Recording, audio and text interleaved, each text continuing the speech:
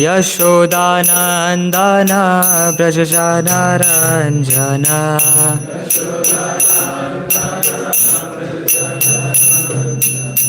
Yashodanandana Brajajana Ranjana Yamuna Tira Vanashari Yamuna Tira Vanachari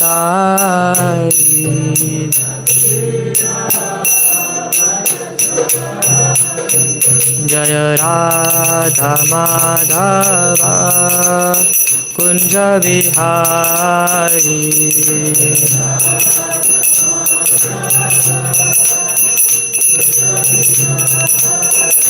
Hare Krishna Krishna Krishna Hare Hare Hare Rama Rama Rama Hare Hare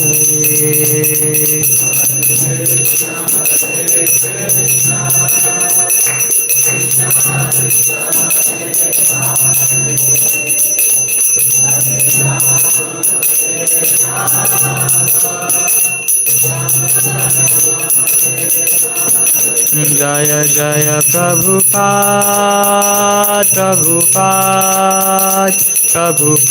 Jaya Jaya Prabhupada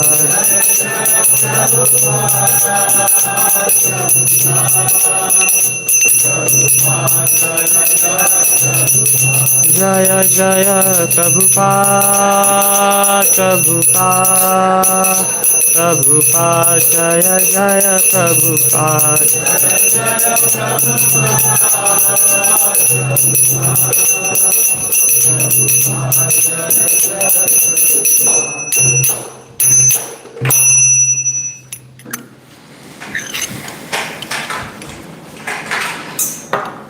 So now again, before we move with the class, we'll recite some prayers. So you'll see some prayers here. So these prayers are for asking for blessings from the Supreme Personality of Godhead, that is Krishna, and also from other teachers who have worked very hard to compile this literature which we are studying today. So let's start with the prayers. Om Namo Bhagavate Vasudevaya.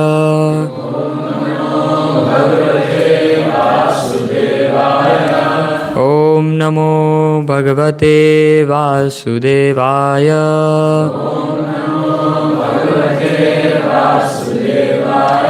Om Namo Bhagavate Vasudevaya.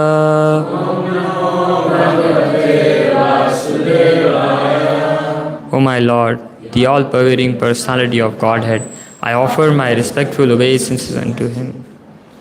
Narayanam namaskritya naram chaiva narottamam devim saraswatim vyasam tato jayam udirayet. Before reciting the Srimad Bhagavatam, which is the very means of conquest, one should offer respectful obeisances unto the personality of Godhead, Narayan, unto Nar Narayan Rishi, supermost human being, unto Mother Saraswati, the goddess of learning, and unto Srila Vyasadeva, the author. Nashta prayeshu abhadreshu nityam bhagavata sevaya Bhagavati Uttama Shloke Bhaktir Bhavati Naistiki. By regular attendance in the classes on Bhagavatam and by rendering of service to the pure devotees, all that is troublesome to the heart is almost completely destroyed, and loving service unto the personality of Godhead, who is praised with transcendental songs, is established as an irrevocable fact. Om Jnanatimirandasya Jnananjana Shalakaya Chakshurunmilitam Yena Tasmai Shri Guruve Namah. I was born in the darkest of ignorance, and my spiritual master opened my eyes with the torchlight of knowledge. I offer my respectful obeisances unto him. Again, thank you so much for joining for today's Bhagavatam class, and thank you to the management for giving me this opportunity to speak on Srimad Bhagavatam. For those who are new to this class and this session, Srimad Bhagavatam is Eastern Vedic literature, which is compiled many years ago, maybe more than 5,000 years ago. And it's originally written in a language called Sanskrit. And for those of us who are not familiar with the language, our founder Acharya, our teacher, his name is A.C. Bhaktivedanta Swami. He's from India, and he translated this literature in English language so that the wider audience could get benefit from this. And he also traveled from India to the West at the age of 70 to spread the message of this literature called Srimad Bhagavatam. Now, why this literature is very special? Because, God can descend in many forms. So when he descends in a literature form, it is said that he descends as Srimad Bhagavatam. So this text is very special because it's considered the literary incarnation of God. And today we are reading from the Canto 9. So there are 12 cantos in total, and we have a systematic study of this literature. So right now we are currently on 9th canto and 24th chapter, which is titled Krishna, the Supreme Personality of Godhead. Now we'll be reading from text 1 up until text 36, and then we'll focus on verse 32, if I'm not wrong. 34? Okay, 34. Yes, 34.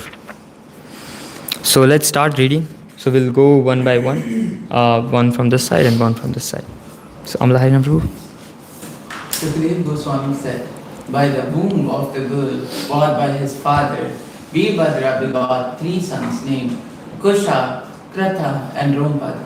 Rompada was the favorite in the dynasty of Vidarbha.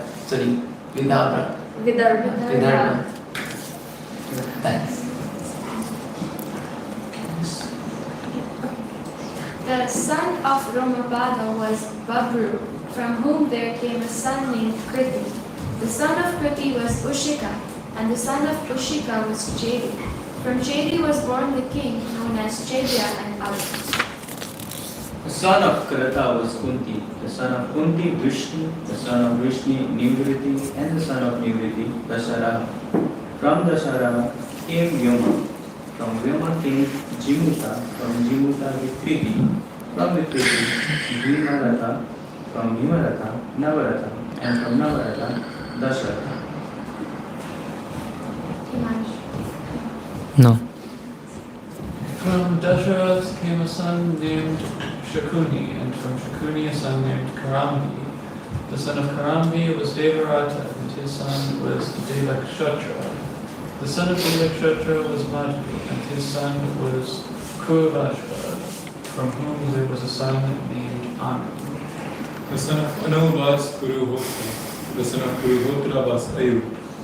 And the son of Ayu was Satvata, O great Aryan king.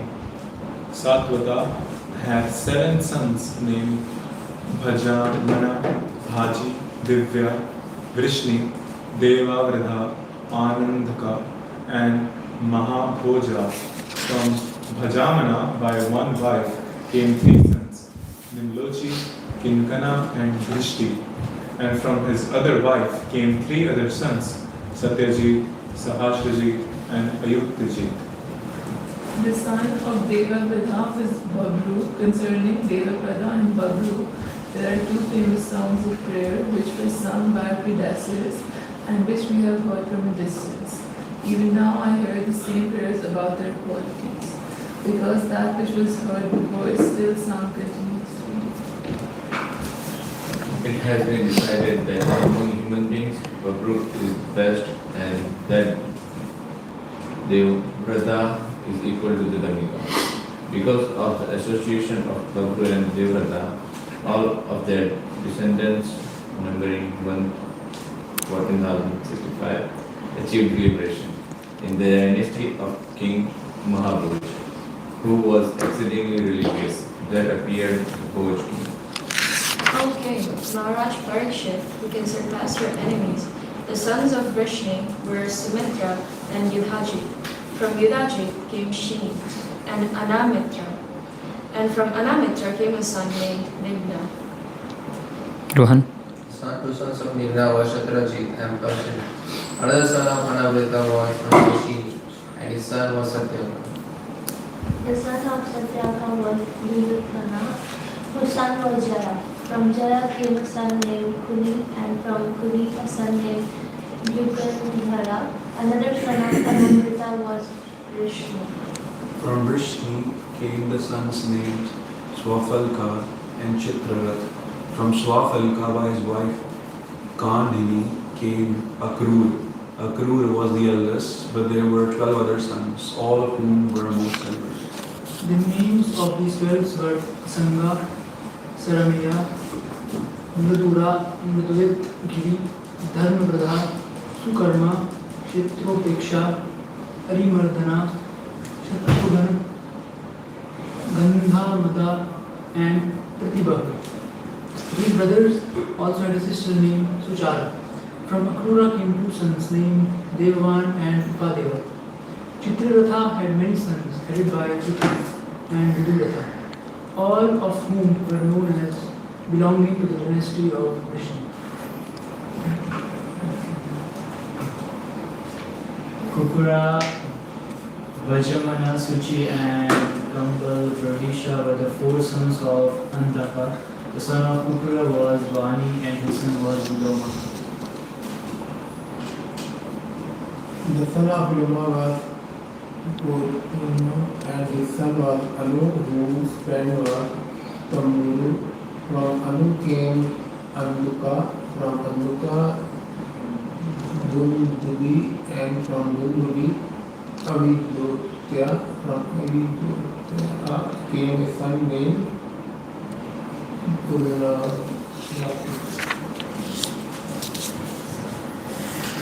Purna had a son and a daughter named Ahuka and Ahuki, respectively.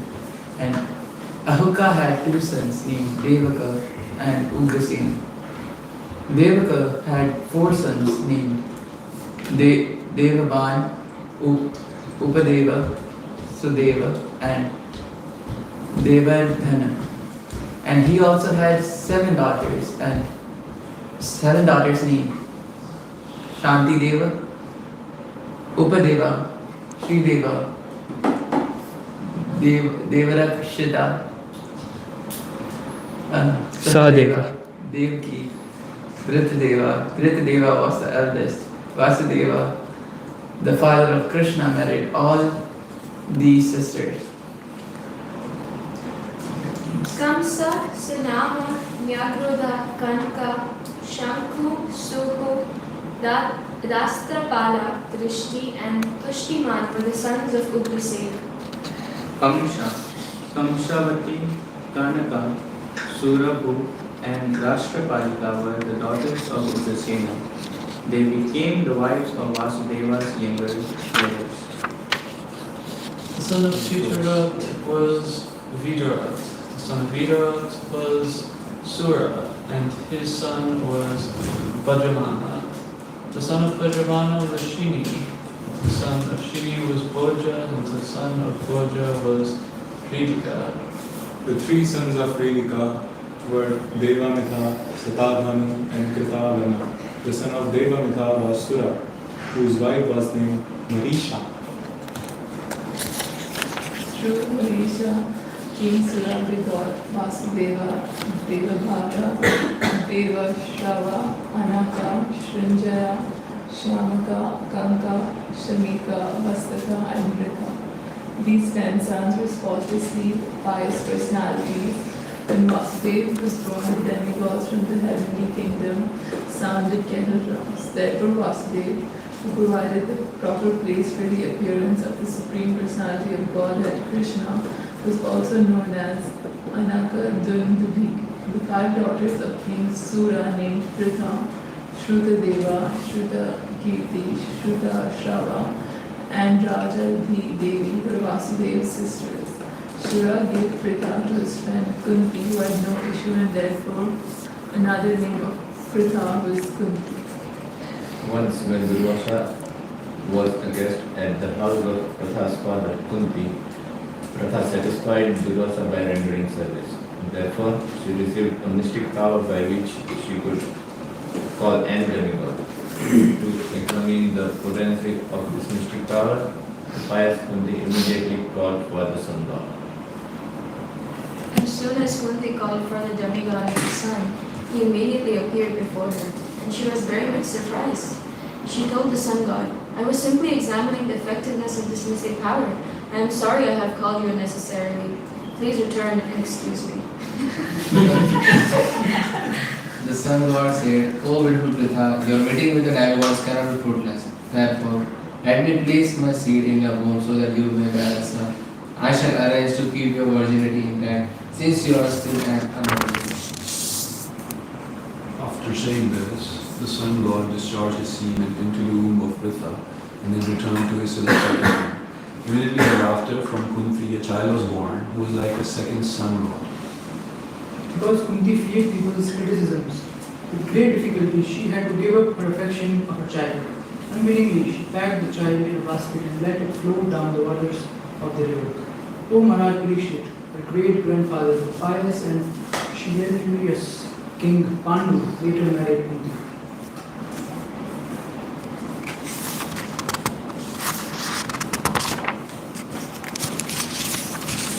Okay, so today we are focusing on verse 34. Before that, we had discussed this before, that why a lot of lineage, or this order is discussed. Why is this being discussed? Any answers anyone would like to explain? One of the answers that somebody gave me on the class is that they are our spiritual family, where they are all related to Krishna. Yes, so it is very important for us to know that we this is not a mythological story. These characters actually existed, a long period back they existed, and this is their lineage. So how we know that, oh, there's a whole lineage. Someone cannot make this up, like the names of these kings, these places that are mentioned in the Srimad Bhagavatam, they still exist. In India, the places mentioned in the Bhagavatam, they still exist. And we can also, if we go down the order of the kings, we'll also get to know that, oh, the king that is mentioned in the Srimad Bhagavatam, they actually ruled that kingdom during that period of time. So it's also for us to make us believe that, this is not a mythology, this is actually the truth. So that's why also it exists. And yes, as you mentioned, it's our spiritual family. We should know, like, we are also somewhere connected to this lineage in somehow or other. So let's focus on the verse 34. We'll recite the Sanskrit. You'll recite after me. Amogam deva sandarsham adade tvai chatmajam yo niryatha na dushyeta karta ham te shumad sumedyame Amogam deva sandarsham Adad adade tvai chatmajam Yonir yathana dushyate Karta hamte sumedyame.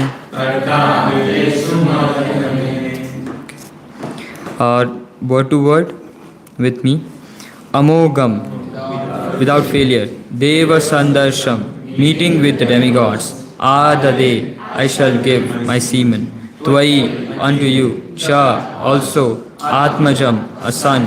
Yoni, the source of the birth. Yatha, as. Na, not. Dushyate, comes polluted. Krita, shall arrange. Aham, I. Te, unto you. Sumetyam, O beautiful girl. Translation. The sun god said, O beautiful Pritha, your meeting with the demigods cannot be fruitless. Therefore, let me place my seed in your womb so that you may bear a son. I shall arrange to keep your virginity intact since you are still an unmarried girl.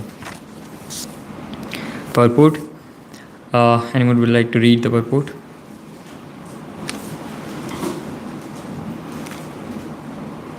Okay, Rohan Prabhu. Slowly and clearly. According to Vedic civilization, if a girl gives birth to a child before she is married, no one will marry her. Therefore, although the sun god, after appearing before Pritha, wanted to give her a child, Pritha hesitated because she was still unmarried. To keep her virginity undisturbed, the sun god arranged to give her a child that came from her ear, and therefore the child was called Karna. The custom is that a girl should be married Akshayoni, that is, with her virginity undisturbed. A girl should never bear a child before her marriage. Jai. Thank you so much for reading the purport. I'll just offer some prayers before we start to discuss on this topic.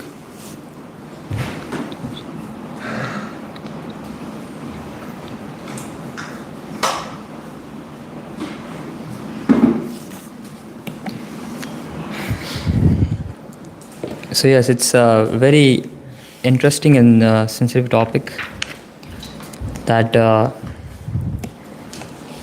Kunti Maharani, just to test the Vedic mantras that were given to her as a benediction by a sage, she tried invoking one of the demigods.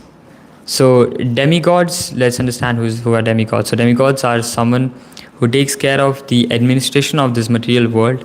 Like there's a particular demigod for the sun who takes care of how the sun is setting and rising on time, and then emanating the heat, light, what is necessary. And then there's a demigod for rain, and there's demigod for water, there's demigod for wind. So all these demigods, they are in charge of some particular activities or administration in this material world. And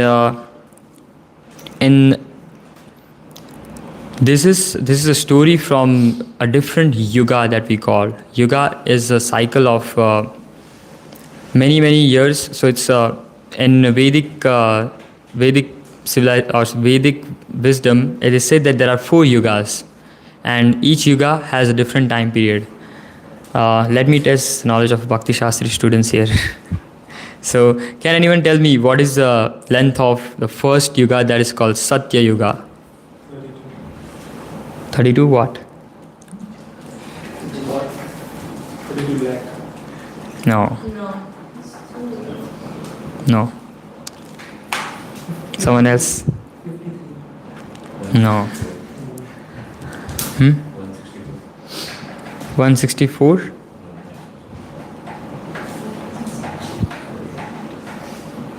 Anyone else? 64? What, 64 million? 64 million? No, I don't think so. I think we might have remembered in the order of from Kali Yuga to Satya Yuga. So if you want to go from that order. Okay, let's go with Kali Yuga. 4,32,000. Okay. So that is the age that we are currently in. The period is 4,32,000 years. 432,000, yes. And then what about Dwapar Yuga? 864. And then what about Treta?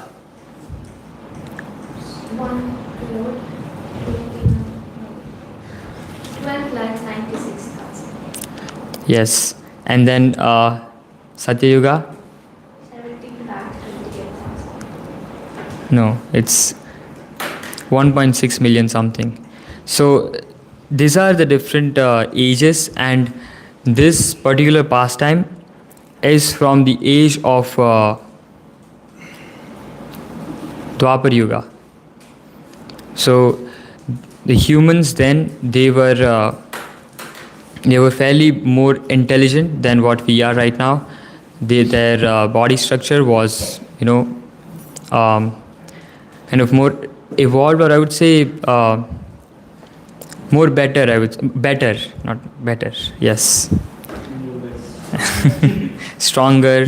They were more intelligent, bigger, taller. Yes, better brain. So actually, we find some footprints and some, some remains of their existence in India, and we see that the footprints are way bigger than us. It's like very huge, and we can see from that, we can conclude from that that their body structure was very big. And it's mentioned in this particular scripture, Srimad Bhagavatam, that when the ages they passed by, the duration of life, okay, they also had a very long duration of life also.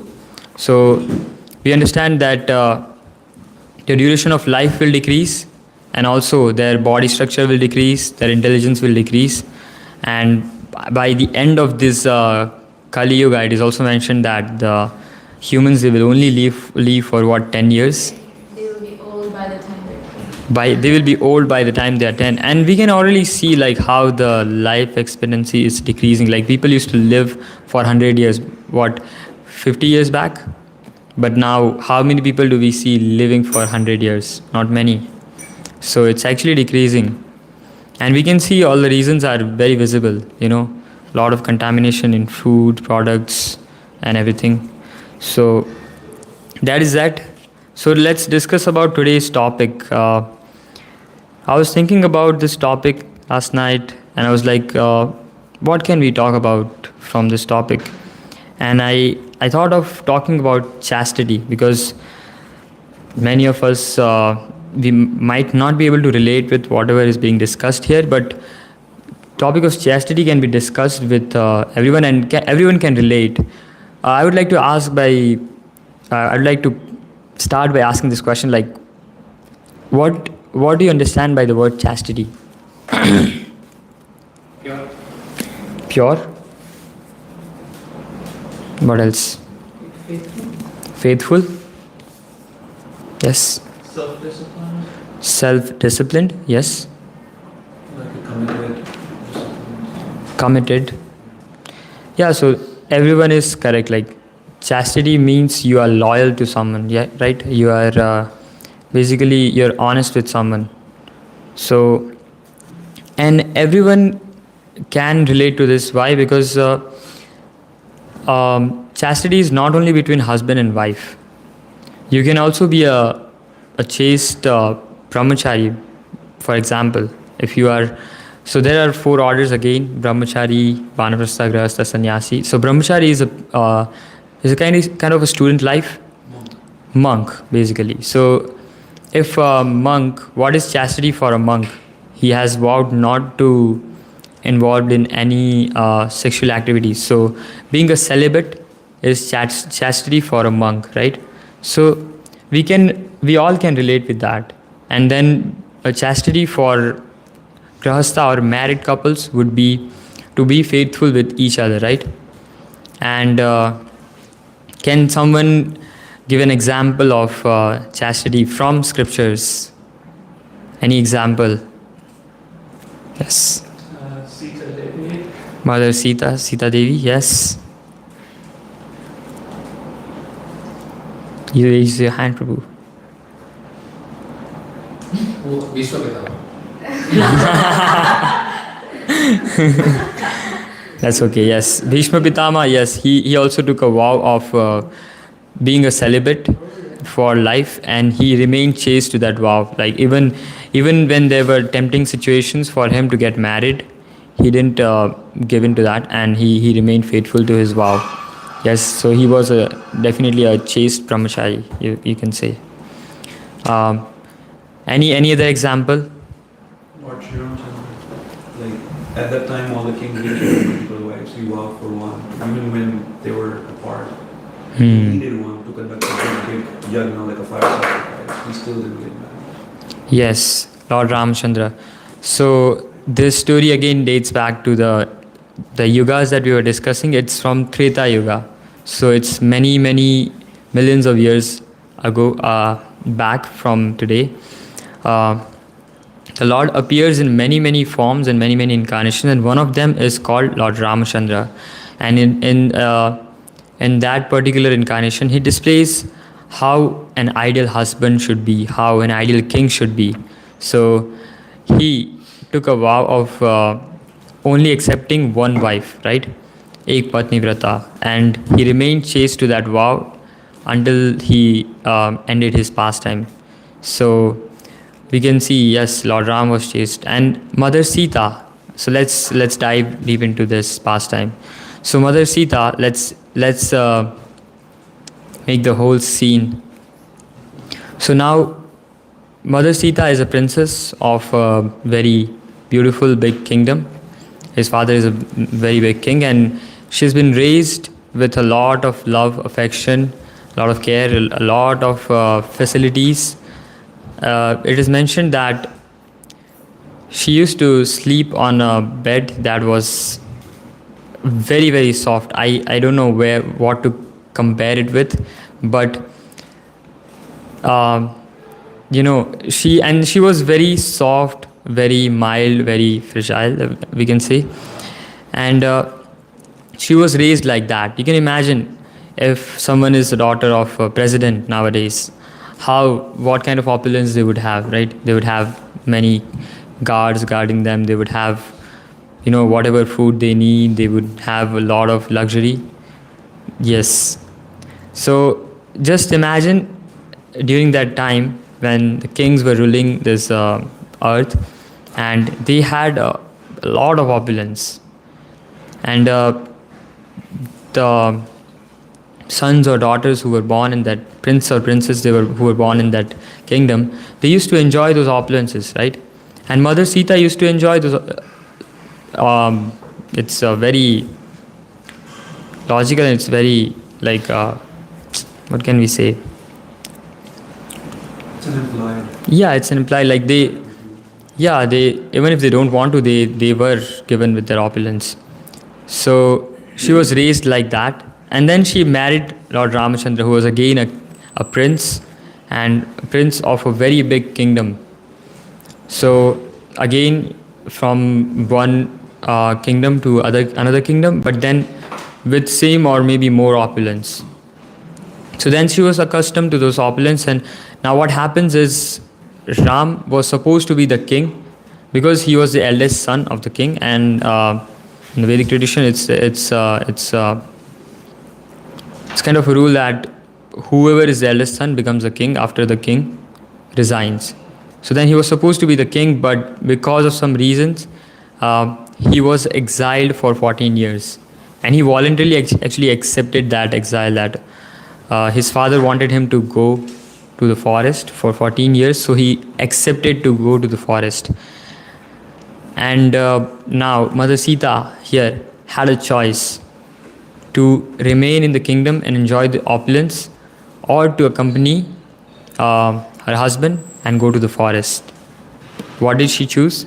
She chose to go to the forest, accompany Lord Ramchandra in all the discomforts. Now, living in the forest, it could sound very, very nice. There are trees, there are birds, there are rivers, and all those things. But trust me, it's very difficult. It's not that easy to live in the forest. It's different when we go for camping. We have our beautiful camp, we have a place to sleep, we have all the food arrangements for us and everything. Still, if you decide, if you're going to camp for 2 days and if you decide to camp for 4 days and you run out of food, you'll understand how difficult it is to live in woods. So it is very difficult, and this was not a vacation in the forest, to make it clear.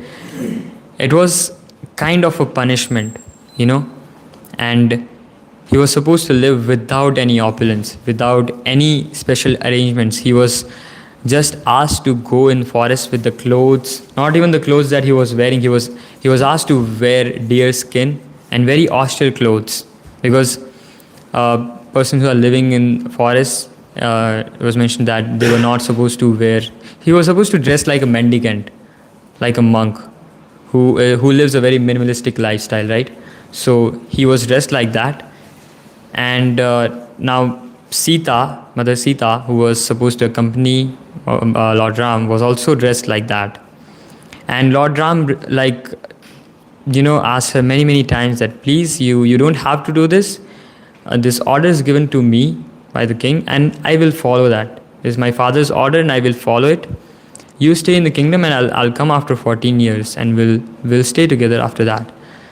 But she actually chastised Lord Ram, and what kind of husband you are. You vowed to stay together with me during our marriage, and now you are leaving me behind. So that was Mother Sita. Like, can we even imagine doing that? No, right?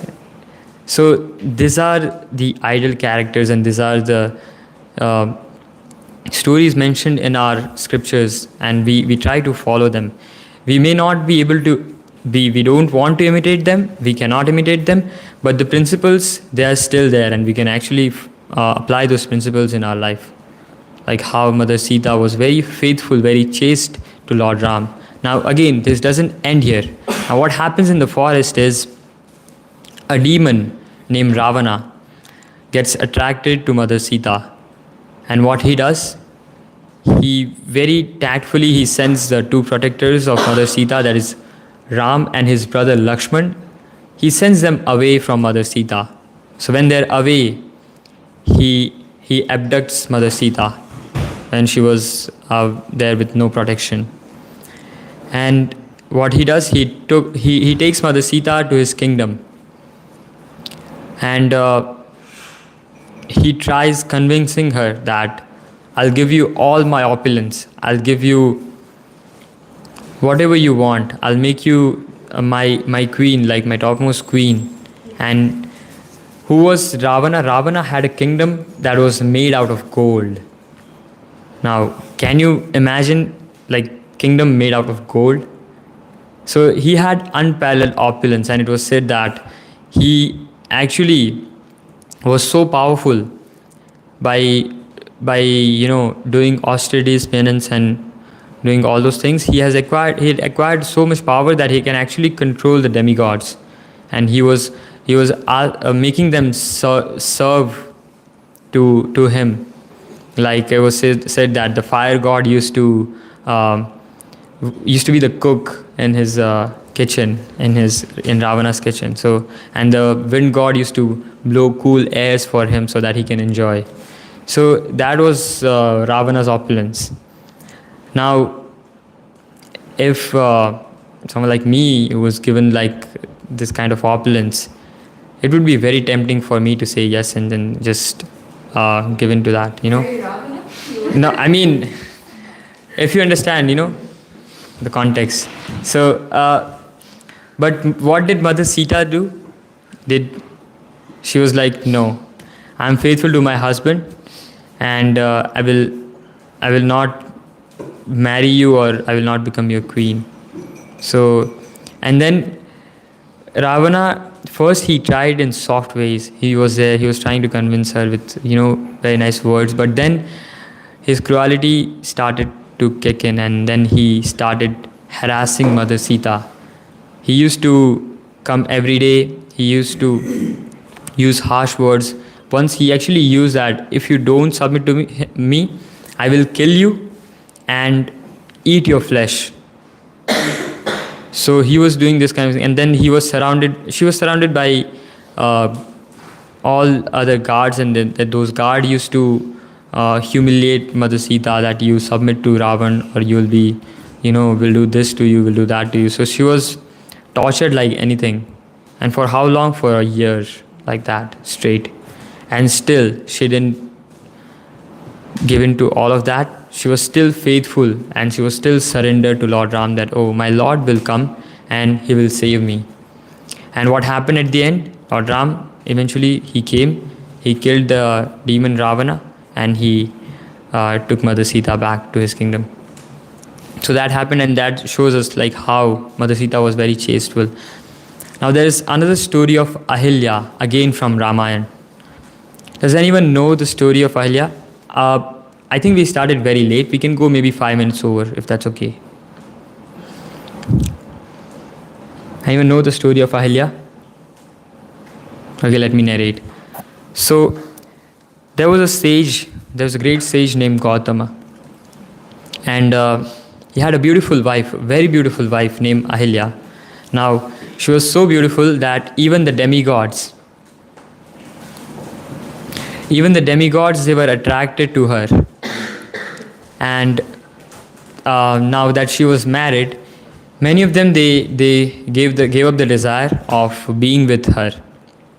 But the chief of demigods, that is Indra, who's also in charge for rain, and basically rain that comes is in charge of Indra. Indra is responsible for that. So he decided to go to this sage's ashram or his hermitage in disguise of that sage. So when the sage was away, he went to take his morning shower. They used to go in ancient days. The sages used to go in rivers to take their holy rivers to take their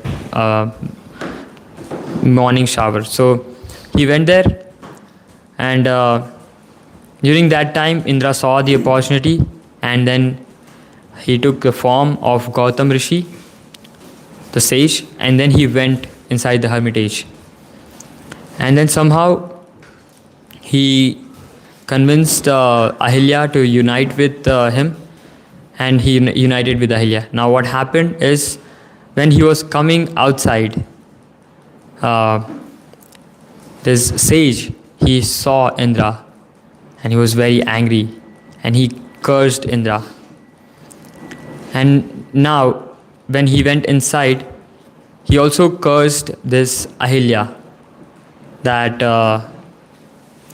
may you become a stone. Now, if we see the story from this angle, it seems like Ahilya was innocent. Like, why was she cursed, right? Because it was Indra who was, who had lusty desires and who wanted to fulfill that desire, and he came to Ahilya in disguise of his own husband. She did nothing wrong. And then now again his husband, who is very angry because of this act. So we feel like Ahilya is a victim here, but there is more to the story. So when Indra comes in disguise of this sage, who is husband of this lady Ahilya, she actually, because she was also wife of a very exalted sage, she had some powers, and she could understand, or she could know that this is not my husband but the chief of demigods, Indra. But what does she do at that moment? She gets overpowered by her pride, that, oh, I'm so beautiful that even the chief of demigods want to unite with me. So in that pride, what she does is she forgets the higher principle. What is the higher principle? That is, I have to remain chaste to my husband. Right? I have to remain faithful to my husband. And she forgets that principle. So then she unites with Indra, And because Gautam Rishi also knew that my wife was not faithful to me, he cursed. And there's also something more, like why he cursed her to become a stone. So he said, because you are stone-hearted and you cannot really understand someone else's heart. You cannot understand someone else's feelings, someone else's emotions. So that's why I curse you to become a stone. And we can understand, from this, that why is this phrase used, stone-hearted? We hear this statement that, oh, you are stone-hearted. Why is this phrase used? No idea. Stone is very hard in nature. Mm-hmm. Presents harshness, like tough attitude. So there's no consciousness in stone. And let me give an example. Now, what does cold or stone-hearted means? It's like if we see a murderer who murders someone. Now, why are they doing so? Why are they doing that? Because they cannot really understand the pain that person will go through. Or when someone hurts someone, why do they do that? They cannot understand the pain that the other person is suffering. So if you cannot experience that, it means that your heart is like a stone. You cannot feel. Insensitive, yes, kind of insensitive.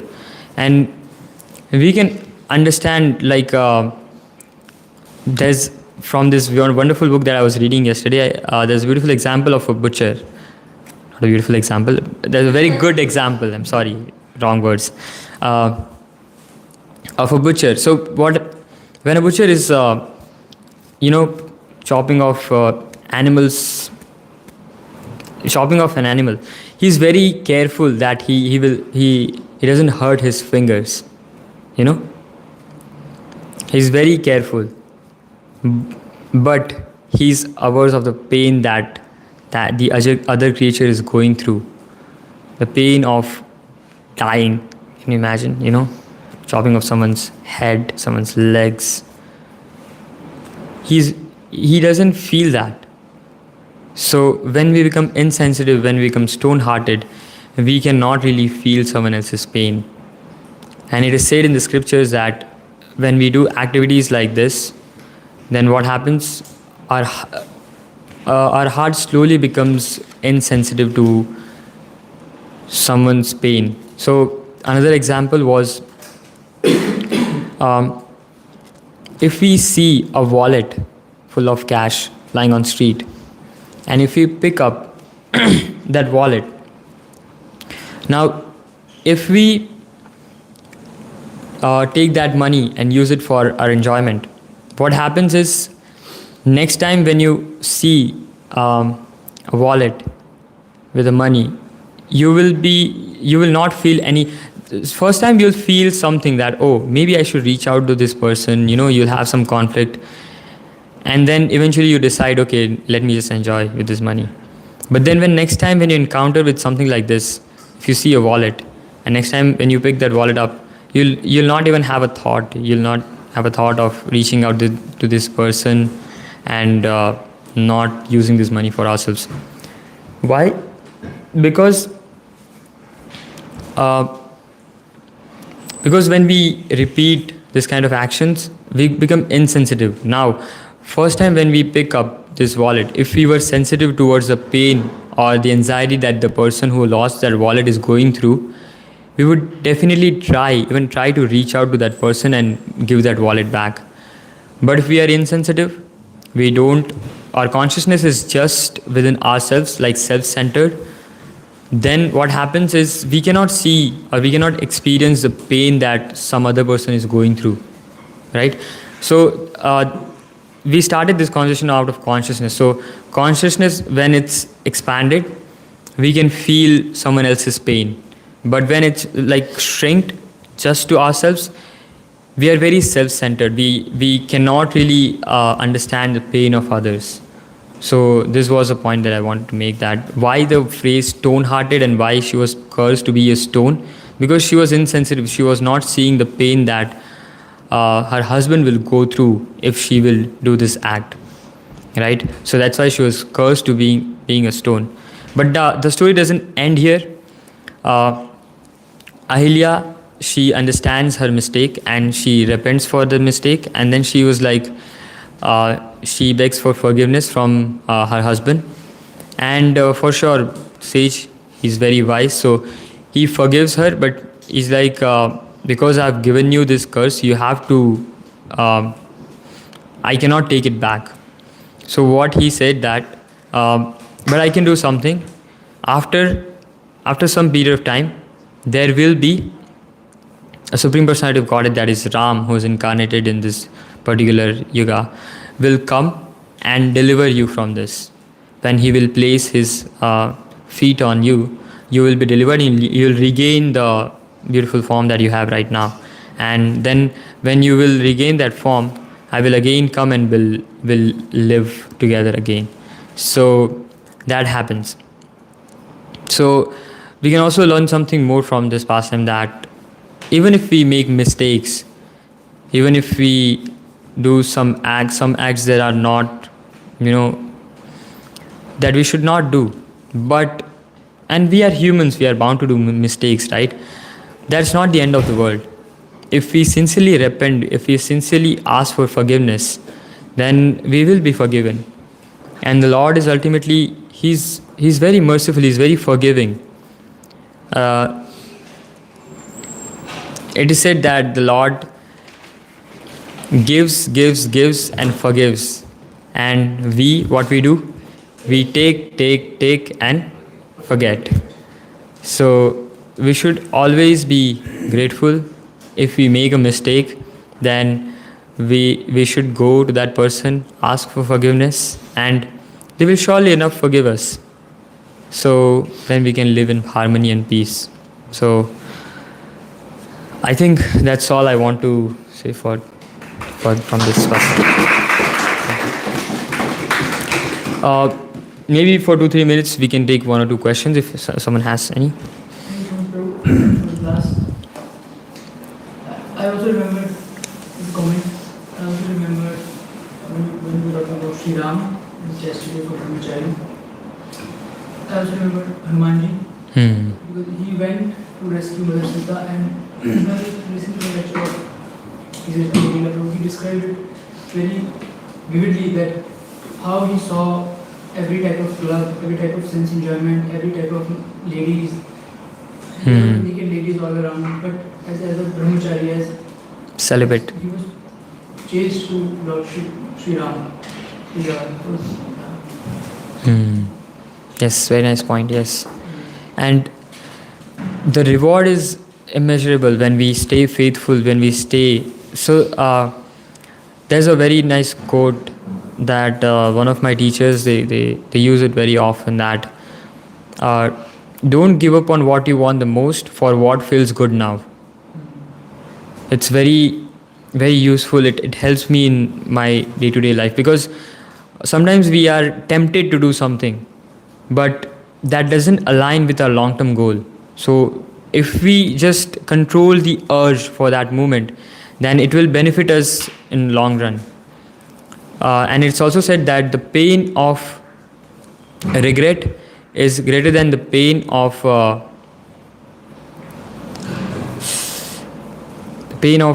tolerance. I forgot. Maybe it's pain of tolerance.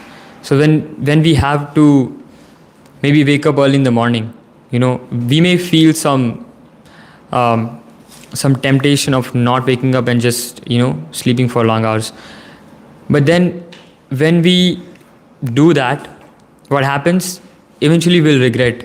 Oh, I slept for long and then I missed this program. I missed going and taking darshan, attending the programs, coming to the class. So the regret will hurt us more than the pain of waking up and taking a shower and going to the program. So pain of regret is more. And yes, I would want everyone to meditate on sensitivity, that we have to become very sensitive towards others. Because if you are not sensitive, what will happen is we will end up hurting someone and we will not even know that we are hurting someone, right? And Lord will not like that because we are all His children. And imagine you, if you have a sibling, if you and your sibling, you are fighting, how would your parents feel in that moment? If it's a friendly fight, that's a different thing, but you're actually fighting, you're punching each other, you're saying harsh words to each other, you're hurting each other. How will the parents feel? They'll be very hurt, right?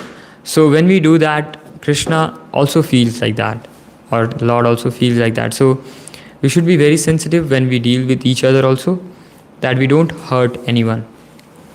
And with that, I would like to end. I will not. I want to very quickly thank you and this whole association, because nowhere else there is a culture where people these days seem to be promoting things like chastity and stuff, right? Like from our school and college. The conversations happening on the other end. What's your body count? Oh, you're still a virgin? You're this much at age, both among male and female group of friends.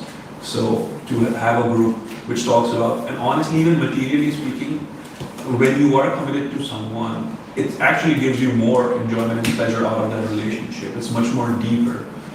And people make mistakes before realizing it. So I want to thank you all and this temple and the whole Dharma for kind of trying to guide people back to the original enjoyment, which is chastity.